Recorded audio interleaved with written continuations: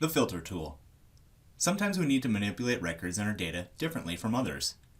The easiest way to handle this is by splitting off the data into different processing groups. Let's drag down the tool from our favorites to see how to configure it. First, let's drop it on the wire between our input and browse tools, which we've learned about in previous videos. We'll see the configure window appear like usual on the left side of our screen.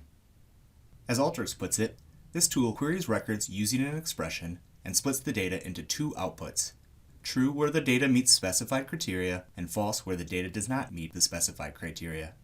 Let's shorten that even more and call it our true-false tool. Next, we'll see that there are essentially two main options to pick: basic or custom filter. Let's take a look at basic filtering first. To begin, let's pretend like we want to find all customers named Nick in my data. Maybe we'll give them a large discount for having such a great name. To do this, we'll want to see if a value in the customer name field contains Nick. Let's configure that option. Run the flow, and now we'll see in our true anchor of the filter tool, only records that contain the value of Nick remain. You might also notice that this was not a case-sensitive configuration. For that, we'll want to use the custom filter option, or in other words, our advanced filtering option. Just like in the formula tool, there are loads of different functions you can utilize in this window. If we want to give all the real Nicks a discount, and not the customers which contain the string of Nick, we can pair the left function with the title case function and create a more accurate filter for our requirements. Now that we only have 48 records with associated name of Nick, we can give them a massive discount.